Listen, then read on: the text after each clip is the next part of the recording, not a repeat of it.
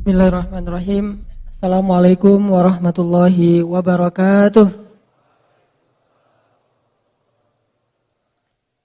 Alhamdulillahi wa kafa, wassalatu wassalamu ala rasulillahil mustafa wa ala alihi wa sahbihi ahli siddiqi wal wafa. Teman-teman yang dirahmati Allah subhanahu wa ta'ala, puji syukur kepada Allah atas nikmat hari ini yang Allah berikan kepada kita mulai tadi subuh. Berbahagialah buat teman-teman yang tadi subuh bisa sholat subuh berjamaah. Kemudian sholat duha. Terus aktivitas hari ini di tempat tugasnya masing-masing, di kampus, di sekolah, di tempat kerja. Dan sore ini sampai malam Allah berikan atau Allah sempurnakan nikmat hari ini dengan insya Allah duduk di dalam majelis ilmu. Mudah-mudahan teman-teman yang istiqomah setiap pekan duduk dalam majelis ilmu akan semakin dikenal oleh para malaikat, terutama malaikat-malaikat yang khusus bertugas mencari majelis-majelis zikir di muka bumi. Saya pernah dulu nyampein hadis, Allah mengutus malaikat-malaikat yang sangat banyak, tugasnya berjalan-jalan di gang-gang, di setiap jalan, di gang, di sepanjang, di setiap negeri untuk mencari majelis-majelis ilmu. Lalu kalau malaikat ini menemukan satu majelis ilmu, maka malaikat ini akan memanggil teman-temannya. Malaikat yang lain dipanggil, berkumpul di majelis itu, kemudian mereka akan membentangkan sayapnya, lalu mendoakan orang-orang yang hadir di dalam majelis ilmu. Jadi kalau kita kadang-kadang tuh berharap banget doa dari orang tua, berharap didoain sama orang soleh, kalau duduk dalam majelis ilmu, yang ngedoain kita tuh bukan cuma orang tua, bukan cuma orang soleh, tapi malaikat. Orang tua kita doanya diijabah, padahal orang tua kita manusia yang kadang bisa ngelakuin kesalahan. Tapi Allah mengijabah, apalagi doa ayah nih. Orang soleh doanya juga diijabah, walaupun dia cuma manusia yang kadang juga ngelakuin dosa. Terus kalau orang soleh dengan orang tua yang sama-sama melakukan dosa, doanya diijabah, gimana lagi dengan malaikat yang gak pernah ngelakuin dosa. Jadi yang semangat mencari doa dari para kiai, itu sesuatu yang baik. Dari para ustadz, dari orang soleh, terutama dari orang tua, ayah dan bundanya, dan mertua kalau ada. Kalau belum ya udah ayah bunda dulu, sabar ya. Kalau yang rajin minta doa kepada orang-orang yang istimewa, berarti harusnya kita lebih rajin lagi meminta doa dari malaikat. Caranya duduk di dalam majelis ilmu. Lalu Allah Subhanahu wa taala akan berdialog dengan malaikat itu. Jadi sekarang nih, kalau kita merujuk ke hadis tersebut, berarti kita coba belajar yakin ada dialog antara Allah dengan malaikat ketika ada majelis ilmu. Apa dialognya? Allah tanya kepada malaikat, wahai para malaikat, apa yang mereka lakukan di situ? Lalu malaikat menjawab dan Allah Maha tahu jawabannya. Mereka sedang berzikir, memuji, menyebut, mengagungkan Engkau ya Allah. Allah lalu bertanya, apakah mereka pernah melihat aku? Kata para malaikat, enggak pernah ya Allah. Kata Allah, gimana kalau mereka melihat aku? Kata malaikat, kalau mereka pernah melihat Engkau, pasti mereka akan menghabiskan seluruh usianya untuk berzikir dan mengagungkan Engkau. Terus Allah nanya lagi, apa yang mereka minta wahai para malaikat? Kata malaikat, mereka memohon surga di sisimu ya Allah, mengharapkan surga. Apakah mereka pernah melihat surga? Tidak pernah ya Allah. Bagaimana kalau mereka pernah melihat surga? Pasti mereka tidak menginginkan apapun dalam hidup kecuali surga itu. Allah nanya lagi, apa yang mereka berlindung darinya atau takutkan? Kata malaikat, mereka takut dari azab api neraka. Apakah mereka pernah melihat neraka? Tidak pernah ya Allah. Bagaimana kalau mereka pernah melihat neraka? Pasti mereka akan menghabiskan usianya dengan menangis dan berdoa agar terhindar dari azab neraka. Wahai para malaikat, saksikanlah, sesungguhnya aku telah memperkenankan semua harapan dan keinginan mereka. Aku jaminkan untuk mereka surga dan dibebaskan dari api neraka. Ini janji Allah kepada para malaikat. Malaikat mengatakan, amin. Tiba-tiba ada malaikat yang qadarullah ya, kalau bahasa kita nggak sengaja melihat ada orang di situ tidur. Ya Allah, gimana dengan si fulan yang dia itu cuma tidur di dalam majelis itu, nggak sengaja ikut taklim, dia lagi istirahat di masjid, tiba-tiba ada taklim dan dia jadi kebawa di dalam majelis tersebut. Nggak niat ikut taklim, apalagi kalau niat walaupun sama-sama tidur.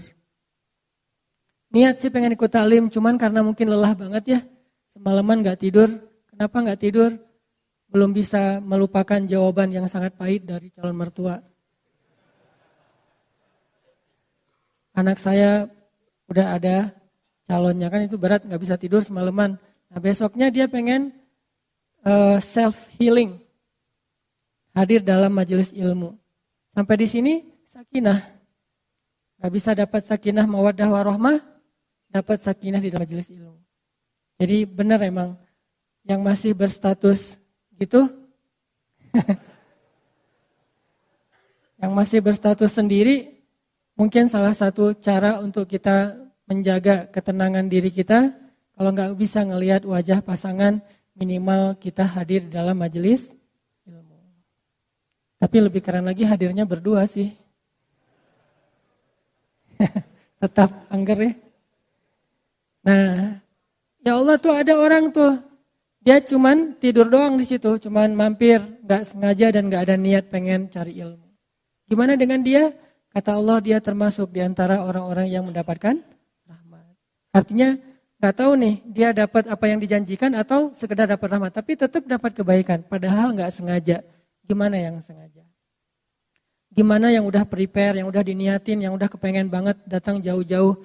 Pasti al-jaza wa ala qadril masyaqqah. Balasan itu tergantung tingkat kesulitan. Jadi bahagialah teman-teman yang insya Allah apa yang teman-teman lakuin hari ini akan jadi berita gembira nanti di padang mahsyar. Tiba-tiba kok masuk golongan yang keren banget, wajah-wajah mereka bercahaya. Kenapa saya masuk golongan ini? Kamu adalah golongan yang kedua dari 7 golongan yang dapat naungan Allah, yaitu pemuda yang tumbuh dalam ketaatan kepada Allah Subhanahu wa taala. Teman-teman yang dirahmati Allah, malam ini kita coba mengambil beberapa booster atau motivasi bukan dari saya, tapi dari seseorang yang Allah rekomendasikan di dalam Al-Quran. Walaupun mungkin boosternya itu tidak ada di YouTube, nggak ada di Instagram. Tapi followersnya memang banyak sih ini orang. Cuman dalam bentuk yang berbeda. Kita coba belajar mencari motivasi dan ngebooster hati kita dari sosok Luqmanul Hakim. Luqmanul Hakim.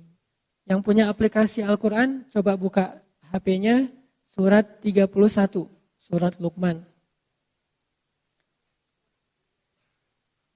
Kisah tentang Luqman di dalam ayat itu disebutin di ayat 12 sampai ayat 19, satu halaman. Surat 31, surat Luqman dari ayat 12 sampai ayat 19. Kita tilawah ya. A'udzu billahi minasy syaithanir rajim. Bangga.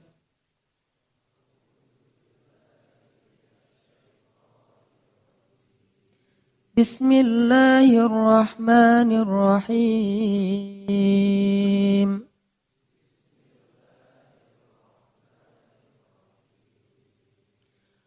وَلَقَدْ آتَيْنَا لُقْمَانَ الْحِكْمَةَ أَنِ اشْكُرْ لِلَّهِ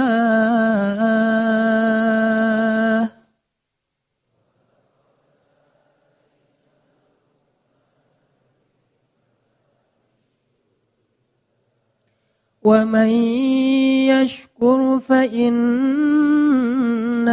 يَشْكُرُ لِنَفْسِهِ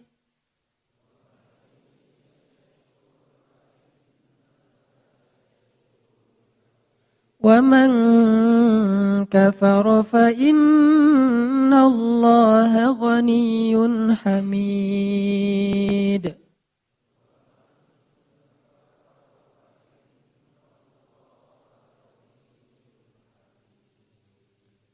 Dan sungguh telah kami berikan kepada Luqman al-hikmah supaya bersyukur kepada Allah.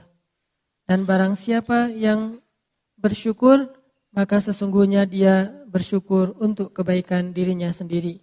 Dan barang siapa yang kufur atau ingkar, maka sesungguhnya Allah maha kaya lagi maha terpuji. Sadaqallahul adzim. Teman-teman, kalau kita baca surat ini, nanti kita akan menemukan nasihat-nasihat yang sangat berharga dari Luqman. Ada di halaman yang tadi kita baca, ayat 12 sampai ayat 19. Itu semuanya isinya nasihat Luqman kepada anaknya. Siapa Luqman? Luqman ini kalau di antara umat Nabi Muhammad mirip dengan Uwais Al-Qarni. Ada ulama yang mengatakan Luqman itu hidup di zaman Nabi Daud alaihissalam. Ada yang mengatakan hidup di zaman Nabi Isa alaihissalam. Allahu a'lam. Cuman memang dia bukan nabi, tetapi dia orang soleh yang istimewa. Kan orang soleh itu ada banyak di zaman para nabi. Kayak di zaman Nabi Sulaiman, orang solehnya yang gak terkenal tapi keren siapa? Di zaman Nabi Sulaiman. Hamba Allah yang bisa membawa singgasana Balqis dari Yaman ke Palestina cuma dengan sekedip mata. Sampai jin ifrit aja butuh waktu beberapa jam kayak kecepatan pesawat. Jadi kalau kata ifrit, wahai Sulaiman, saya bisa bawa singgasana Balqis yang ada di Yaman. Yaman Palestina itu kalau naik pesawat kurang lebih, kalau nggak salah 4 jam. Saya bisa bawa singgasana Balqis dari Yaman ke Palestina sebelum engkau bangun dari tempat dudukmu. Maksud sebelum engkau bangun ini kata ulama tafsir, sebelum rapat selesai. Dan rapat waktu itu kurang lebih ya 2 jam 3 jam lah. Berarti kecepatan ifrit itu kecepatan pesawat. Sebelum rapat selesai, singgasana itu udah ada di hadapan engkau wahai Sulaiman. Terus tiba-tiba berdirilah seorang laki-laki yang gak dikenal. Bahkan di Al-Quran juga gak disebutin namanya. Saking gak terkenal. Jadi jangan remehkan orang yang followersnya dikit. Belum tentu yang selebgram lebih soleh dan lebih istimewa daripada yang biasa.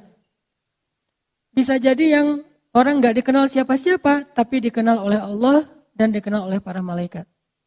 Kan yang paling penting Allah Subhanahu wa taala yang nge-like ya setiap postingan kita, dan kalimat like dari Allah itu radhiyallahu an. Itu penting banget tuh.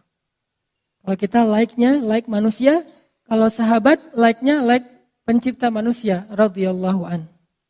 Abu Bakar radhiyallahu an. Umar radhiyallahu an. Hanan Ataki? Gak ada kan? Gak mungkin juga saya ngaku-ngaku radhiyallahu an, dan gak ada juga orang yang sepakat mengatakan Hanan itu sih radhiyallahu an juga, gak ada kan ya? Berarti belum dapat like dari Allah Subhanahu wa taala. Paling-paling dapat like dari manusia. Nah, laki-laki yang di zaman Sulaiman juga mirip dengan Luqman, walaupun kalau Luqman disebutin namanya. Di zaman Nabi Isa ada orang kayak gini, di zaman Nabi Daud ada, di zaman Nabi Musa ada, banyak. Di zaman Nabi Musa salah satunya Khidir.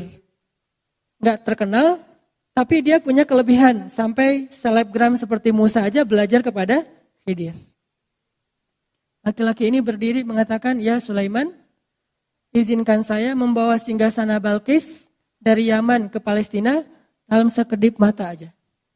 Sekedip mata dalam bahasa kiasan ini artinya selama jarak antara orang yang datang dari kejauhan belum jelas siapa sampai menjadi jelas. Kurang lebih sekitar 5 menit. Sekejap mata itu bukan satu kedipan mata ya. Tapi bahasa kiasan, kata ulama tafsir, kalau ada yang datang dari jauh tuh, itu siapa ya? Kayak asa kenal gitu. Nah, sampai benar-benar jelas, kira-kira berapa menit kalau dia jalan kaki? Dari orangnya agak-agak asa kenal sampai kenal. Berapa? Sampai 5 menit? Tergantung jalannya ya. Kalau dia jalannya normal, ya paling lama 5 menit lah. Nggak sampai lah, semenit juga udah jelas. Oh ya si fulan. Walaupun kadang-kadang ada yang dari jauh juga udah ketahuan. Saking kita menandain banget ya. Wah dia datang ya ternyata gitu ya. Udah ketahuan. Dari wanginya, ada harum tertentu nih. Udah khas gitu teh. Siapa yang wanginya khas di antara sahabat? Mus'ab bin Umair. Kalau Mus'ab lewat satu lorong atau satu gang, cewek-cewek Mekah langsung nyari-nyari mana Mus'ab. Karena parfum yang dipakai Mus'ab itu enggak ada di Mekah. Satu-satunya yang pakai parfum itu cuma Mus'ab. Sampai Mus'ab kalau nyuci baju, orang-orang rebutan pengen nyuci baju Mus'ab biar disatuin dengan baju mereka sehingga aroma wanginya pindah ke baju mereka. Ini sahabat Nabi yang namanya Mus'ab. Selebgram zaman sahabat lah yang paling keren. Nah, laki-laki ini bilang, saya bisa membawa singgasana Balkis dari Yaman ke Palestina kurang lebih 5 menit. Sehingga akhirnya Sulaiman memberi izin, tiba-tiba singgasana itu sudah ada di depan Sulaiman dengan Balkis-Balkisnya. Nah, ini artinya ada orang yang hebat tapi nggak terkenal. Lalu Allah Subhanahu Wa Taala menyebutkan kisahnya di dalam Al-Quran. Sehingga di sini ada pelajaran apa teman-teman? Ikhlas. Luqman salah satu di antara simbol keikhlasan. Dia hidup di zaman para nabi, tetapi dia tidak dikenal seperti para nabi. Uwais Al-Qarni juga kayak gitu, simbol keikhlasan. Tidak diketahui kehebatannya oleh manusia, tapi diketahui kesolehan, kehebatan, keistimewaannya oleh Allah Subhanahu Wa Taala. Lalu Allah lah yang mengilhamkan kepada Nabi Muhammad untuk memberitahu kehebatan Uwais kepada sahabat-sahabat beliau. Lalu sahabat Nabi mencari Uwais, ketahuanlah oleh orang banyak bahwa Uwais itu bukan orang biasa, orang istimewa. Jadi gak usah khawatir. Kalau kita ngelakuin satu kebaikan, terus gak ada yang lihat. Justru ketika kita mengharapkan apresiasi dari manusia, maka kita kehilangan penghargaan dari Allah Subhanahu Wa Taala. Ini harus pilih. Kadang-kadang kita harus milih di hati kita nih. Mencari penghargaan dari Allah, mencari nilai di mata Allah, atau mencari poin di mata manusia. Rating siapa yang kita cari? Like siapa yang kita harapin nih? Like dari Allah atau like dari manusia? Ini soal hati ya, bukan soal gimana kita memposting sesuatu. Kadang-kadang secara zahir kita emang ngeposting sesuatu yang buat manusia nge-like. Tapi bukan itu yang kita cari. Ini masalah apa yang diharapin oleh hati kita. Sehingga kita tidak akan menjadi putus asa, berkecil hati, merasa kayak nelangsa gitu. Kalau ada kebaikan yang kita lakuin, orang gak tahu. Ada kebaikan yang kita lakuin, orang gak menghargai. Ada kebaikan yang kita lakuin, malah orang menafikan gitu, mengingkari. Karena Allah Subhanahu Wa Taala alimun, syahidun. Allah maha tahu, Allah maha menyaksikan, Allah maha basir, maha melihat. Dan gak ada yang sia-sia. Sehingga akhirnya Allah mengisahkan kisah laki-laki itu di zaman Sulaiman. Dikisahkan juga nanti laki-laki di zaman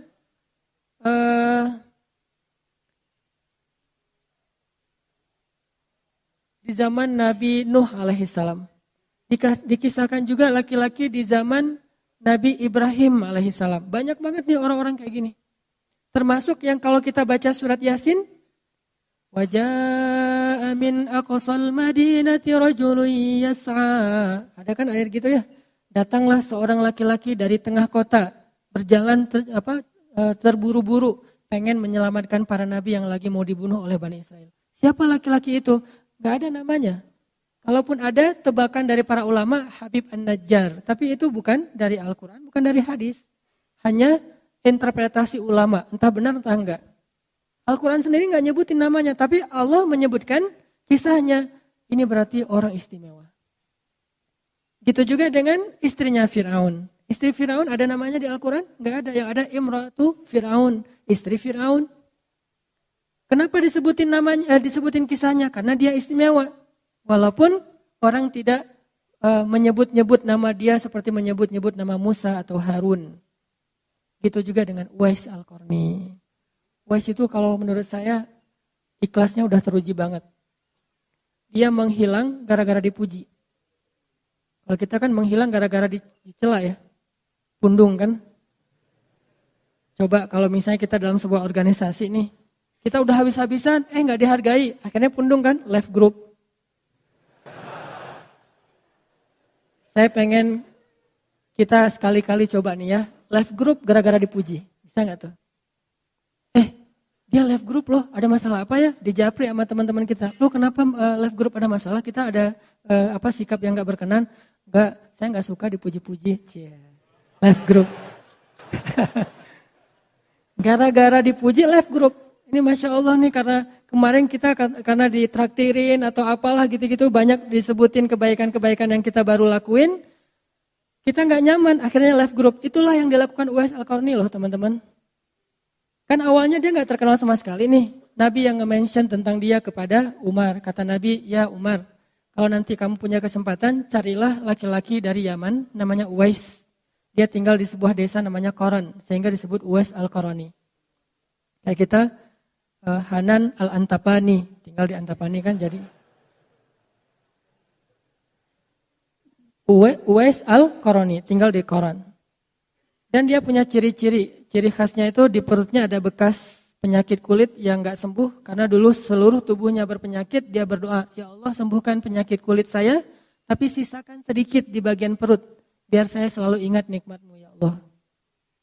Allah sembuhkan persis kayak diminta oleh Uwais. Kita kan kalau berdoa jarang persis banget ya di ijabah ya, karena doa kita kurang bagus mungkin, Allah memberikan yang lebih baik. Kalau Uwais, gimana dia minta gitu Allah kasih, saking luar biasanya Uwais. Nah cari dia Uwais, kalau ketemu dia, nah ini ada sesuatu yang istimewa banget nih. Kata Rasul, mintalah doa dari Uwais, doa Uwais enggak ditolak oleh Allah. Umar disuruh minta doa kepada Uwais. Padahal seluruh ulama sepakat Umar lebih utama daripada Uwais. Enggak ada ulama yang bilang Uwais lebih utama daripada Umar. Semua sepakat Umar lebih utama daripada Uwais. Pertama generasinya sahabat, Uwais tabi'in. Sahabat lebih baik daripada tabi'in. Khairun nas. Mana sih hadisnya? Sebaik-baik generasi, khairul qurun qarni, sebaik-baik zaman adalah generasi aku. Summal ladzina yalunahum, summal ladzina yalunahum. Kemudian setelahnya.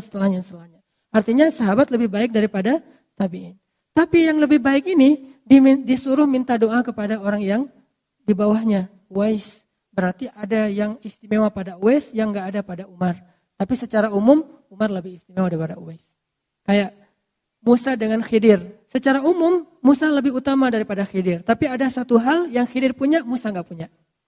Kan selalu gitu ya, enggak ada manusia yang sempurna di segala bidang.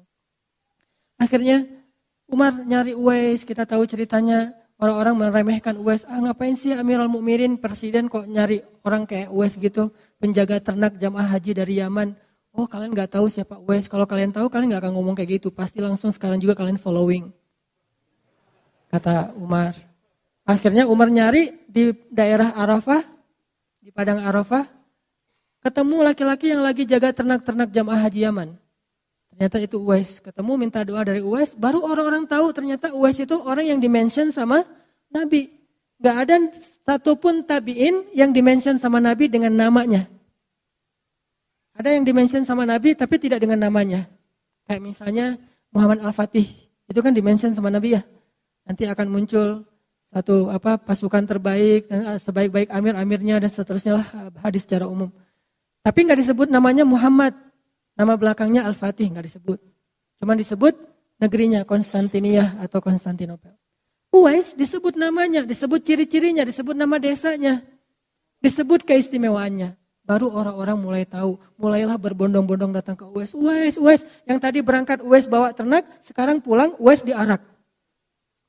Bayangin, tadi berangkat dari Yaman ke Mekah, Uwais yang bawa ternak-ternak mereka di belakang. Sekarang pas pulang ke Yaman, Uwais diarak ramai-ramai. Uwais kayak juara gitu, champion. Untung nggak pakai you are the champion gitu ya, pulang. Pulang Uwais tuh sebagai tokoh luar biasa. Sampai di Yaman orang-orang udah menanti kedatangan Uwais karena berita tentang Uwais itu udah sampai di Yaman. Udah banyak banget orang yang nunggu-nunggu kedatangan Uwais. Pas Uwais datang, di sepanjang jalan masuk gerbang Yaman itu orang menunggu-nunggu Uwais. Seolah-olah kayak Nabi baru hijrah. Tola al-badru alaina. Wah rame aja. Uwais jadi gak nyaman diperlakukan kayak gitu. Kalau kita kan senang, Uwais keren juga nih. Di apa gitu ya. Uwais gak nyaman diperlakukan gitu. Ini istimewanya Uwais. Akhirnya dia left. Baru masuk ke rumah orang-orang udah pada ngantri. Terus udah ada panitia, entah siapa yang bikin, mungkin RT RW langsung bentuk panitia gitu kan. Daftar, ngapain? Minta doa. Yang jomblo datang ke Uwais pulang nikah. Enak juga ya di zaman Uwais ya, tinggal minta, Uwais saya mau minta doa apa, saya mau nikah, ini orangnya. Jadi bukan ke dukun, bawa aja fotonya sekalian, ini orangnya. Kalau ke dukun kan bawa foto, bawa rambut ya, ke Uwais bawa foto aja, ini Instagramnya, oh ya ntar saya following dulu ya. Bahaya. Nah udah gitu orang berbondong-bondong pengen minta doa dari Uwais. Uwais menghilang. Raib aja gak tahu kemana, left. Gak mau dipuji-puji, gak mau dihormati, gak mau dipuja, gak mau jadi selebgram. Hilang, ketemu-ketemu, kalau gak salah di Basroh. Ada seseorang yang lagi musafir, terus mampir di sebuah rest area, istirahat, ngelihat seorang laki-laki lagi berzikir di sebelah sungai gitu. Pas ditanya, nama Anda siapa? Uwais. Uwais yang mana nih? Dari mana asalnya? Dari Yaman. Yaman di mana? Dari desa Koron. Oh ini Uwais Al-Qarani, rame lagi berbondong-bondong orang mampir di rest area itu. Tiba-tiba rest area 97 itu, wah rame aja. Wah semua orang pada mampir, pokoknya kalau kamu ke Jakarta jangan lupa mampir di situ ya gitu modelnya. Semua mampir di tempat Uwais tinggal. Raib lagi, gak mau banget sama sekali dipuja sama manusia. Raib, hilang, ketemu-ketemu dalam satu peperangan kaum muslimin di zaman Umar bin Khattab, ketemu Uwais di antara para syuhada sudah meninggal dunia. Habis berjihad, syahid di jalan Allah Subhanahu Wa Taala. Coba, ini orang yang luar biasa, gak terkenal, gak ada yang tahu, tapi Allah Maha tahu dan memberitahu kepada kekasihnya Rasulullah Sallallahu Alaihi Wasallam. Gitu juga Luqman, kurang lebih seperti itu. Cuman di zaman yang berbeda. Menurut saya selalu ada orang kayak gitu di setiap zaman. Cuman kalau dulu di-mention di Al-Quran, kalau sekarang kita harus cari sendiri. Jangan selalu berpikir bahwa orang yang kita anggap biasa-biasa aja, itu orang yang memang benar-benar biasa. Enggak, belum tentu. Kadang kita ngeremehin orang tua kita. Kadang kita ngeremehin pasangan kita. Padahal mungkin dia lebih dicintai Allah daripada orang-orang yang selama ini kita puja-puja. Kayak ada orang yang baru hijrah misalnya. Dia muja ustadznya banget. Sampai ketika orang tuanya ngasih nasihat, dia gak mau dengar. Ayah tahu apa, mak tahu apa gitu. Belum tentu orang tua kita yang gak tahu banyak tentang agama, berarti dia bukan siapa-siapa di mata Allah. Mungkin kelebihan dia bukan ilmu agama, kelebihan dia bukan ceramah, kelebihan dia bukan dakwah, tapi kelebihan dia adalah sabar dan tulus banget mendidik, membesarkan, mengandung, menyusui kita sejak kita kecil, dan itu sesuatu yang istimewa. Berarti kita punya Uwais di rumah kita masing-masing. Kita punya Uwais, atau dalam bahasa lain punya Luqman, punya laki-laki di zaman Sulaiman itu di rumah kita masing-masing. Atau di kampung kita juga ada mungkin ustadz atau kiai ajengan yang mungkin gak terkenal. Dia cuma ngajar-ngaji anak-anak di kampung. Saya kenal beberapa orang di situ kayak gitu di daerah Cianjur Pedalaman. Beliau yang menanggung biaya listrik musola yang beliau ngajar. Jadi anak-anak itu belajar ke beliau gratis. Terus biaya listrik setiap bulan beliau yang tanggung. Dari hasil panen beliau yang memang pas-pasan gak terlalu banyak. Ini orang luar biasa, gak ada yang kenal sama beliau. Tapi alhamdulillah Allah beri kesempatan saya kenal beliau. Saya tahu, ini Uwais di zaman ini nih, salah satunya nih. Orang-orang kayak gini, kalau kita ketemu, jangan sia-siakan kesempatan, langsung minta doa. Kayak tadi, pengen ketemu Uwais karena statusnya masih sendiri, ada Uwais di zaman kita. Siapa? Ayah kita mungkin? Siapa? Seorang kiai yang tidak terkenal, kiai biasa aja, tetapi justru karena dia biasa aja, Allah lebih mencintai dia mungkin. Karena keikhlasan dan kerendahan hatinya. Luqman kurang lebih seperti itu. Sehingga Allah Subhanahu Wa Taala mengangkat derajat Luqman. Kan Allah itu tu'izzu man tasya wa tudhillu man tasya.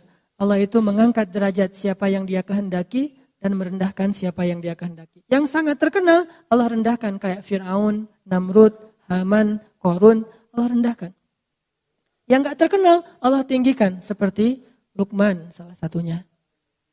Tu'til mulka man tasya wa tanzi'ul mulka mimman tasya wa tudhillu man tasya wa tu'izzu man tasya wa tudhillu man tasya.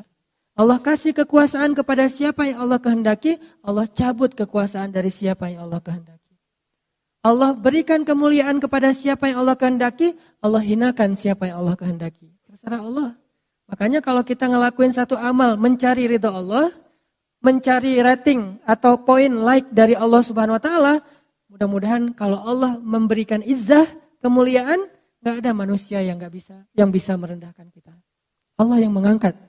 Kan banyak banget orang-orang yang di zaman kita lihat kayak selebriti-selebriti yang dulunya bukan siapa-siapa tiba-tiba jadi terkenal gitu, yang dulunya ngamen di jalan tiba-tiba masuk TV, masuk dapur rekaman, jadi punya banyak album, terkenal kemana-mana, dipuji-puji sampai dia bikin lagu, dulu saya bukan siapa-siapa, saya dulu dihina, sekarang saya dipuja, gitu-gitu deh. Banyak kan kisah yang kayak gitu kan ya, kayak misalnya di komik itu Dodit, yang orang nganggap siapa sih orang kayak gini, kayak apa misalnya autis apa, ternyata orang kayak gitu yang kayak lempeng gitu, kayak sadis ya, bikin orang ketawa tapi dia gak ketawa, kan sadis tuh. Ternyata malah diangkat misalnya sisi popularitasnya, Allahu a'lam tentang sisi keistimewaannya, yang jelas popularitasnya diangkat. Allah punya banyak cara, sehingga kita gak perlu iri, dengki dalam urusan-urusan kayak ginilah. Kalau mau, kan kita tuh, kenapa sih kita memamerkan amal soleh kita atau kebaikan kita? Biar dipuji orang. Padahal ketika kita memamerkan, orang malah gak memuji. Ketika kita riya, kita sombong, orang malah gak menghargai kita. Kalau kita pengen dihargai, mendingan kita mencari perhatian Allah, capernya ke Allah gitu.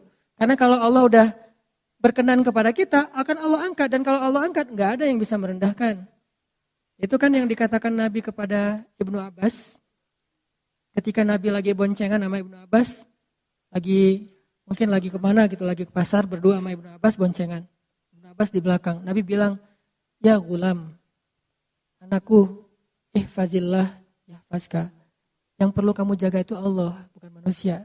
Jadi jaga perasaan Allah. Kalau kita menjaga perasaan manusia, karena Allah. Kayak misalnya jaga perasaan orang tua, karena Allah yang nyuruh. Jaga perasaan guru karena Allah yang nyuruh.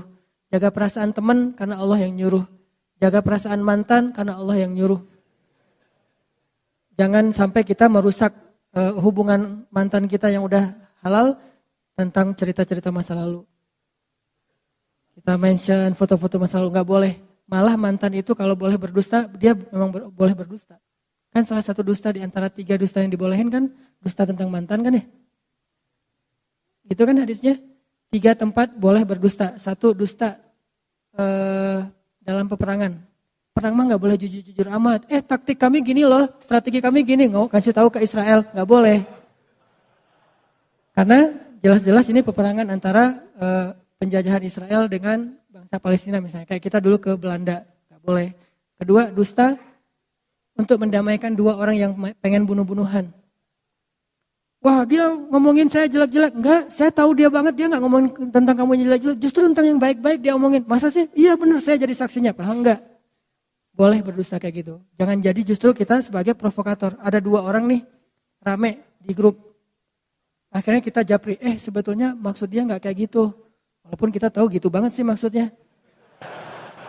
Kita berdusta. Soalnya pas aku ketemu sama dia ya, dia sebetulnya muji-muji kamu loh. Dia nyebutin kebaikan-kebaikan kamu. Padahal gak pernah kayak gitu. Ini dusta. Demi mendamaikan. Selama tidak berlebihan. Yang ketiga, dusta tentang masa lalu. Dengan niat bukan pengen balikan lagi. Niatnya pengen ngelupain dan taubat. Gak boleh cerita. Itu tahu gak mantan gue ada berapa? Ngomong ke pasangan, wah bahaya itu. Langsung talak 3 ya. Ini, tadi kenapa jadi bab ini ya? Tadi ngomongin siapa tadi teh? Luqman? Aduh, Uwais. Ya gitu deh pokoknya. Jadi intinya adalah Oh iya benar, ngomongin cari perhatian. Ibnu Abbas ya. Yang perlu kita jaga perasaan Allah, bukan perasaan makhluk. Kecuali perasaan makhluk ini memang Allah yang nyuruh. Kita jaga tuh perasaannya. Ihfazillah yahfazka. Kalau kita jaga perasaan Allah, kita nggak pernah ngecewain Allah. Allah nggak bakalan ngecewain kita, nggak mungkin. Jadi kalau kita sering kecewa, ini karena kita sering ngecewain Allah juga nih. Aku tergantung prasangka hambaku kepadaku. Jadi jangan ngecewain Allah, ya Allah saya tidak akan mengecewakan engkau. Allah gak akan mungkin ngecewain kita. Mustahil. Manusia aja ada yang kayak gitu. Gak mau ngecewain kita karena kita gak pernah ngecewain dia. Dia jaga banget tuh nama baik kita atau amanah kita. Kepercayaan kita dia jaga banget. Apalagi Allah. Jaga Allah, Allah jaga kamu. Jaga Allah, Allah menyertaimu kemanapun kamu pergi. Kalau ada manusia pengen menjatuhkan kamu gak akan jatuh kecuali dengan izin Allah. Ada manusia yang pengen mengangkat kamu, kamu tidak akan menjadi terangkat, menjadi lebih mulia, kecuali dengan seizin Allah. Jadi kalau kita kadang-kadang ada cemburu, dan itu manusiawi, sifat dasar kita. Cemburu ngelihat ada orang lain yang mungkin kayak lebih diapresiasi dari kita. Nah caranya jangan menghalangi dia, jangan ngejelek-jelekin dia, malah makin jelek kitanya. Jangan juga memamerkan kebaikan kita. Caranya gimana? Ya udah, caper aja ke Allah yang maha meninggikan derajat hamba-hambanya. Lakuin lagi kebaikan yang banyak. Gak apa-apa manusia gak tahu. Makin manusia gak tahu, makin Allah senang tuh. Akhirnya Allah angkat. Dan itulah yang terjadi kepada Luqman. Itu yang terjadi kepada Uwais. Itu yang terjadi kepada hamba-hamba yang tidak dikenal namanya. Jadi pelajaran pertama dari Luqman, belajar ikhlas. Orang ikhlas itu gak akan rugi. Kalau kita berpikir, oh gara-gara saya ikhlas gak ada yang tahu, saya jadi kayak gini nih. Enggak. Karena Allah maha tahu. Kecuali kita berdagangnya bukan dengan Allah, transaksinya dengan manusia. Tapi bukan berarti ketika seseorang mensyiarkan satu kebaikan itu dia gak ikhlas ya. Ini bukan untuk menjudge orang lain. Lagi-lagi taklim saya selalu ada catatan, kita belajar untuk memperbaiki diri. Bukan belajar untuk memperbaiki orang lain. Sehingga ketika kita mendapatkan satu ilmu, jangan pakai untuk jadi kaca pembesar, pakai untuk jadi cermin. Jangan pernah mengambil ilmu dari satu taklim untuk jadi kaca pembesar, melihat kekurangan orang lain. Tapi jadikan itu cermin untuk melihat kekurangan diri kita. Kalau ada orang lain yang mentampakkan satu amal solih, kita husnuzon. Oh berarti niat dia pengen syiar. Sehingga dengan syiar ada yang niru, akhirnya dia dapat pahala dari orang yang meniru, kan gitu kan ya. Tapi kalau kita, tinggal kita yang paling tahu isi hati kita. Kalau riya, kita istighfar. Kalau syiar, kita lanjutkan. Kita hanya perlu introspeksi diri. Ini riya apa syiar ya? Ini karena Allah atau karena manusia? Kita lebih tahu. Tapi kalau orang lain, iltamis li akhika alfa uzrin. Carilah untuk saudaramu 1000 alasan yang baik. Oh mungkin. Kayak misalnya terakhir dalam 2 tahun terakhir, walaupun bukan cuma satu orang, ini salah satunya nih, Muzammil mensyiarkan tilawah Al-Quran diposting di Instagram. Tilawah Al-Quran itu santai, bisa tilawah sambil main, sambil ngapain, sambil termasuk lagi sholat gitu ya. Dengan pakaian yang biasa aja, terus anak ITB. Syiar nih, akhirnya alhamdulillah banyak juga anak-anak SMA lagi istirahat di sekolahnya, baca Quran, posting juga. Sampai terakhir ada siapa tuh yang gimbal ya baca Quran gimbal, anaknya kayak reggae banget lah, anak reggae tapi tilawahnya keren gitu kan ya. Ini berkembang terus nih trennya. Berarti kalau niat Muzammil dulu adalah syiar, man sanna sunnatan hasanah, siapa yang mencontohkan suatu contoh yang baik, maka dia dapat pahala dari orang yang mencontohinya tanpa mengurangi pahala mereka. Sebaliknya juga, dulu mungkin kita ngelakuin satu keburukan ditiru oleh orang lain. Berarti kita juga mendapatkan dosa dari orang yang meniru tanpa mengurangi dosa mereka. Na'udzubillahi min dzalik. Jadi enggak menjudge orang lain. Cuman untuk diri kita harus hati-hati. Kadang-kadang awalnya sih syiar. Tapi lama-lama syiar plus riya. Kayak mau ngaji. Ngaji pas ngaji di rumah biasa-biasa aja. Pas ngaji di halte dibagus-bagusin. Kenapa? Biar jadi syiar kan. Mudah-mudahan gara-gara saya ngaji di halte keluarin Quran. Padahal enggak pakai Quran juga, pakai HP juga bisa kan. Tapi kalau HP kan enggak ketahuan lagi ngaji. Bisa aja lagi chat gitu. Sengaja dia HP ada sih aplikasi mushaf tapi dia keluarin Quran, ngaji gitu. Niat awalnya syiar, biar ditiru sama yang lain. Ternyata orang-orang pada ngelihat ke arah dia, dibagus-bagusin bacaannya. Alhamdulillah nih, pas udah ditiru, rame orang yang kayak gitu. Halte-halte mulai banyak yang ngaji, dia ngomong dalam hatinya, ini gua yang pertama ngelakuin. Tuh kan? Ini nih, ujiannya sih di situ. Bukan gara-gara itu kita jadi nggak bersyiar. Itu godaan setan juga tuh. Lo nggak usah beramal soleh daripada riya. Itu setan gitu juga tuh. Lo mending kalau ngaji biasa-biasa aja deh daripada ntar dibilang suaranya bagus. Oh iya ya udah. Bismillahirrahmanirrahim. Alhamdulillahirabbil alamin. Ustaz, kenapa ngajinya gitu? Takut riya. Enggak gitu-gitu amat sih. Itu juga jebakan setan. Udah ngajinya biasa-biasa aja, ada yang ngajinya bagus. Kayak dia doang yang bisa ngaji bagus. Gua sebetulnya bisa, tapi gua mah ikhlas. Riya juga kan ya? Sama aja sebetulnya. Makanya islahul qulub, tazkiyatun nufus, perbaiki hati kita. Mungkin pembahasan tentang Luqman ini akan kita coba bahas dalam beberapa pertemuan ke depan. Malam ini kita coba fokus dulu dari sisi sosok Luqmanul Hakim yang sangat sederhana, yang bahkan bisa dibilang orang yang khafi. Jadi di antara hamba yang Allah sayang banget, spesial banget di sisi Allah itu taqi, khafi, terus apa lagi gitu. Salah satunya khafi. Khafi itu artinya dia itu enggak mau terkenal. Walaupun terkenal itu bukan sesuatu yang negatif. Karena banyak juga sahabat justru karena ketenarannya maka efek kebaikannya lebih viral. Tapi ada orang yang memang memilih enggak mau terkenal. Kalau sahabat Nabi yang kayak gini siapa? Nanti teman-teman bisa cari cerita tentang dia. Abu Dzar Al-Ghifari. Abu Dzar tuh gitu banget tuh. Gak mau dia sama sekali tuh orangnya tuh gak mau kalau dipuji atau terlihat agak sedikit menikmati dunia itu gak mau banget. Padahal menikmati dunia itu gak dilarang dalam agama. Tapi dia memilih jalannya sendiri yang memang pengen khafi banget, pengen uzlah, pengen menyendiri gitu. Itulah Luqman. Dia enggak menjadi orang yang tampil, tetapi Allah Subhanahu wa taala Maha tahu. Makanya bukan berarti kita enggak boleh tampil sama sekali, enggak. Kadang seorang mukmin harus menampilkan kebaikan agamanya supaya orang-orang menghargai agama Allah. Kayak Utsman bin Affan. Utsman itu kan orangnya menampilkan ya satu yang baik-baik dari agama, kayak penampilan menariknya, dia pakai jubah yang khas gitu milik Utsman. Gak mungkin ketukar sama yang lain karena gak standar jubahnya. Sendalnya tuh pasti bukan sendal jepit. Pasti sendalnya itu sibetiyah, bukan na'al. Kalau na'al semua sahabat pakai na'al. Tapi kalau yang sibetiyah cuma beberapa orang yang pakai sendal dengan merek sibetiyah.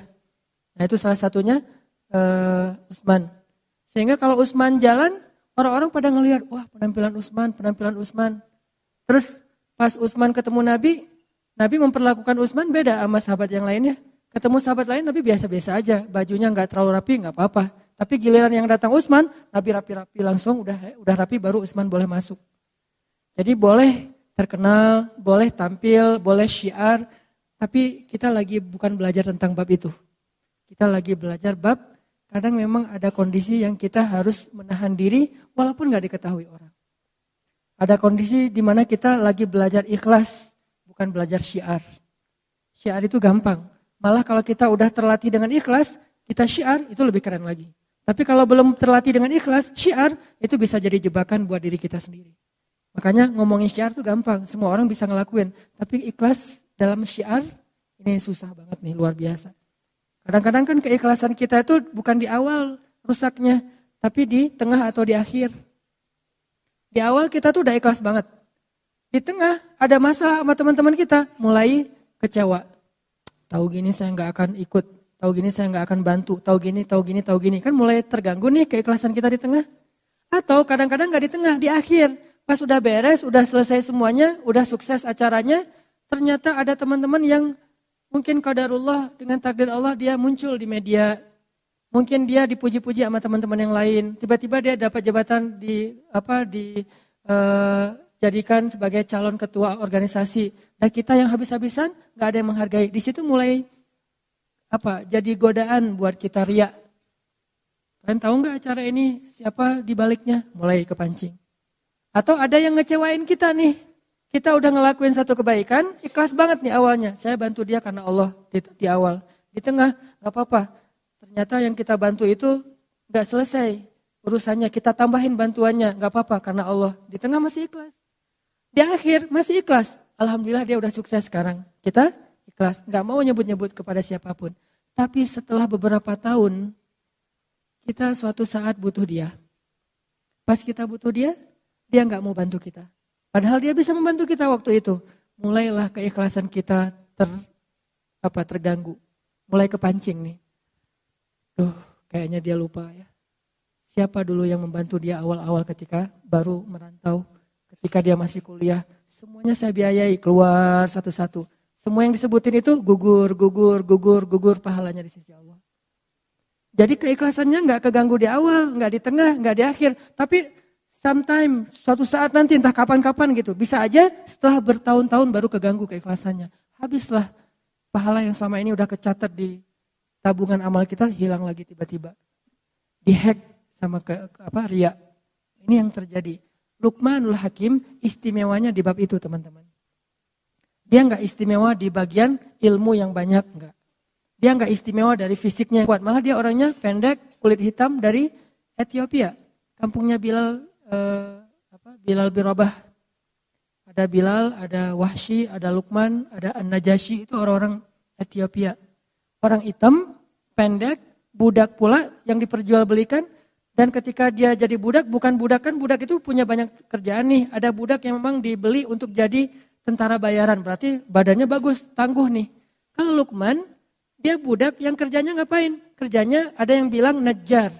Kerjanya itu bantu-bantu tuannya untuk bikin kayak meja tukang kayu lah. Tapi ada juga ulama yang bilang dia bukan najjar, dia itu yang jagain ternak kayak siapa tadi? Uwais. Berarti kan secara fisik enggak banget nih. Enggak good looking gitu. Tetapi karena dia punya keikhlasan, itulah keistimewaannya. Jadi benar hadis Nabi, sesungguhnya Allah tidak melihat kepada fisik kalian. Allah tidak melihat kepada harta kalian. Allah tidak melihat kepada status atau pekerjaan kalian. Allah melihat kepada hati kalian. Kalau kita pengen jadi hamba yang istimewa, milikilah hati yang istimewa. Tidak masalah punya fisik yang istimewa, kita latih, kita rawat. Punya harta yang istimewa, berlimpah. Punya pekerjaan dan status sosial yang istimewa, kerjaannya keren, menghasilkan uang yang banyak. Gak apa-apa, tapi itu semuanya jadi tidak bernilai kalau hatinya gak istimewa. Sebaliknya, fisiknya biasa-biasa aja, hartanya malah kurang, apalagi malah bukan pas-pasan, malah kurang. Terus status sosialnya cuma budak, kalau hatinya istimewa, Allah angkat tuh. Jadi yang kita coba pelajari, gimana punya hati yang istimewa. Hati yang istimewa itu kalau beramal ikhlas. Kalau ke manusia itu pemaaf. Kalau ke manusia itu rahmah, kasihan, gampang kasihan sama orang lain. Duh kasihan ya. Kalau orang sering kayak gitu tuh, hatinya mulai istimewa. Jangan bilang, lu kok lemah banget sih, gampang kasihan, gampang maafin, jadi orang gak punya prinsip. Enggak, dia orang yang istimewa justru. Yang susah maafin itu yang sebetulnya yang gak istimewa. Kalau dibilang, lo gampangan banget sih jadi orang, lo kok lemah banget sih jadi orang, mau aja digitu-gituin sama teman lo. Enggak, justru dia itu istimewa, punya hati yang spesial. Gampang kasihan sama orang lain, gampang gak tegaan, pengen ngasih ke orang lain itu lebih dari haknya. Wafa, milikilah hati yang istimewa. Toh di zaman Nabi juga ada sahabat yang kayak gitu banget tuh. Yang saya sering mention tentang beliau. Sahabat yang ibadahnya biasa-biasa aja. Cuma standar lah salat wajib, gak ada yang sunnah yang istimewa. Terus sedekahnya biasa-biasa aja. Cuman bahkan gak bisa berzakat karena bukan orang kaya. Jihad biasa-biasa aja, bukan mujahid yang keren kayak Khalid bin Walid. Terus keistimewaannya apa? Sampai Nabi bilang dia itu ahli surga. Kenapa? Karena dia hatinya bersih. Dia tuh gak pernah dengki sama orang lain. Saya pernah bawa umroh jamaah sekitar 30 orang, satu rombongan. Macam-macam kan jamaah teh. Ada yang kaya raya umrohnya 3 bulan sekali. Ada yang setahun bisa umroh sampai 6 kali, sampai 7 kali gitu. Umroh kayak ke pasar baru. Bete umroh gitu. Lagi bete sama suami daftar umroh. gitu banget. Daftar umroh gara-gara bete sama suami. Saking kayaknya nih. Ada yang umrohnya tuh karena memang nabung sekian lama. Ada yang umrohnya itu diumrohin. Jadi kayak surprise banget, hadiah banget buat dia. Gak pernah kepikiran bisa umroh. Dari sekian banyak jamaah, ada satu orang bapak-bapak yang menarik perhatian saya. Beliau baru pertama umroh, orang kampung di pelosok Garut apa Tasik gitu. Terus orangnya udah tua, petani. Setiap hari beliau kalau ke sawah, buruh tani bukan petani, buruh tani. Pergi ke sawah itu jaraknya 5 kilo, berarti pulang balik sehari 10 kilo, setiap hari. Makanya tawafnya paling getol tuh. Yang lain tawaf sehari sekali, beliau bisa beberapa kali. Asal salat jamaah, tawaf. Nah ini, bapak ini orangnya sederhana banget. Bukan orang yang mungkin secara educatednya, orang-orang yang berpendidikan tinggi, orang-orang di kota, enggak, orang kampung. Yang mungkin cuma lulus SMP atau SD gitu. Bahasa Indonesia enggak bisa. Bahasa Sundanya halus. Kalau bahasa Sunda main mungkin saya masih ngerti nih. Bahasa Sundanya halus gitu. Sehingga diterjemahin sama istri saya. Bahasa Indonesia enggak bisa. Terus orangnya diem, senyum. Senyum tuh setiap hari. Ini orang yang paling sering senyum yang saya lihat. Sampai wajahnya tuh jadi, bentuk wajahnya tuh jadi senyum. Saking rajin senyum kan ya. Kan ada orang yang bentuk wajahnya cemberut, mungkin sering cemberut. Ada orang yang wajahnya emang dia senyum. Dia gak senyum juga udah senyum gitu teh. Saking sering senyum kebentuk kan. Kayak kita ngelatih otot kita kan kebentuk. Mungkin otot ini gak tahu ya secara ilmiah. Menurut saya nih, otot wajah itu terbentuk oleh gimana ekspresi wajah kita yang paling sering kan. Kalau kita sering senyum, ototnya pasti keangkat dikit. Jadi kalau mau ngangkat ini jangan pakai alat-alat atau treatment itu. Senyum aja keangkat dikit deh. Pasti itu. Ada yang pengen ini angkat dikit, jangan disuntik, senyum. Insya Allah keangkat tuh. Dia memang wajahnya tersenyum. Asal ketemu dia. Jadi kita yang lagi capek kan mengurus jamaah umrah tuh lumayan tuh ya. Apalagi haji itu lelah. Pas datang ke ruang makan ada beliau lagi makan gitu. Senyum langsung hilang lelahnya. Ini luar biasa nih. Hampir seperti melihat pasangan. Hampir ya, nggak sama. Kalau sama bahaya nanti saya di demo. Hampir seperti melihat pasangan. Memang melihat pasangan beda sih, istimewa. Ini hampir gitu. Kalau belum yang pernah ngerasain melihat pasangan, lihat dia aja cukup lah. Senyum, langsung, Pak gimana Pak? Ngobrol, alhamdulillah gitu. Dia tawaf sehari beberapa kali nggak pernah ngomong. Kalau yang lain-lain kan pulang, alhamdulillah cium hajar aswad. Dia udah berapa kali cium hajar aswad, diam-diam aja. Dan ada orang yang dapat, nih kamar dia tuh berempat, ambil yang kuat, 4 orang satu kamar. Dia dikasih yang bed tambahan. Jadi bukan bed yang udah ada di kamar, jadi dia dikasih extra bed gitu yang bednya lebih kecil, terus pair gitu bukan dia pair gitu yang nggak enak badannya, tapi dia nggak pernah, padahal dia bayarnya sama. Dia bayar dari tabungan dia sekian lama, bayarnya sama tapi nggak pernah komplain, nggak pernah ngeluh. Wah ini orang ridho banget, tawadu banget, qanaah banget, dan hatinya bersih. Pas terakhir saya ngelihat dia happy aja terus, umrohnya sendiri, yang lain berpasangan semua kan, kecuali dia sendiri yang sendiri sama beberapa orang. Enggak banyak sih yang sendiri, tapi dia bisa dibilang sering ngelihat orang berduaan sama pasangannya, tawaf berdua, itikaf berdua kan. Umroh kalau berdua kan keren banget ya. Tilawah, bahkan di Masjidil Haram itu by the way ya, ada soft khusus untuk pasangan. Enggak tahu kan? Promo. Ada soft di Masjidil Haram ya, itu khusus buat couple. Kalau bukan pasangan nggak boleh masuk ke area itu. Tanya, pasangan? Ya. Oh iya masuk. Kita bisa sholat di sebelah kita itu istri kita loh. Itu keren banget tuh. Gimana caranya? Emang dibikin soft tuh modelnya sampai di sebelah memang istri. Jadi kita sholat.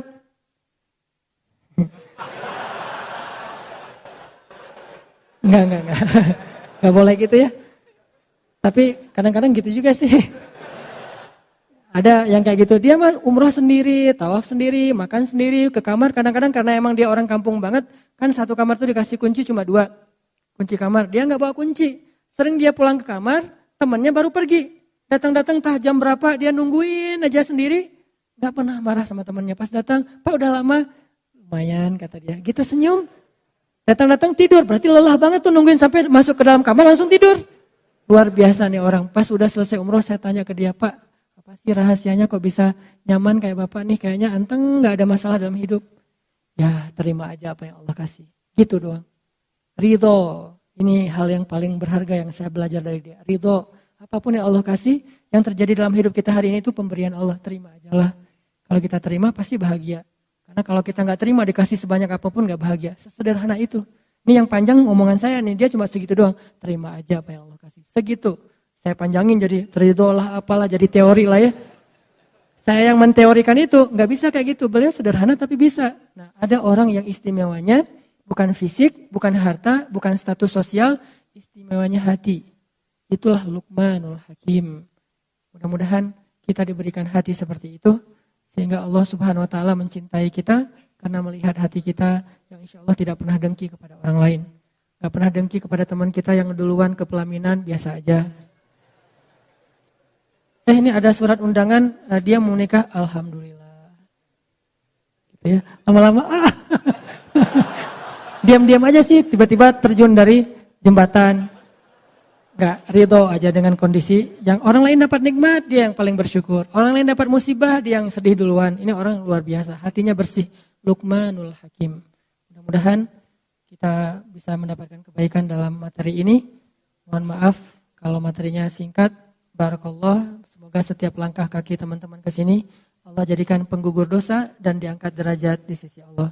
Subhanakallahumma wa bihamdika asyhadu an la ilaha illa anta astaghfiruka wa atubu ilaik. Assalamualaikum warahmatullahi wabarakatuh.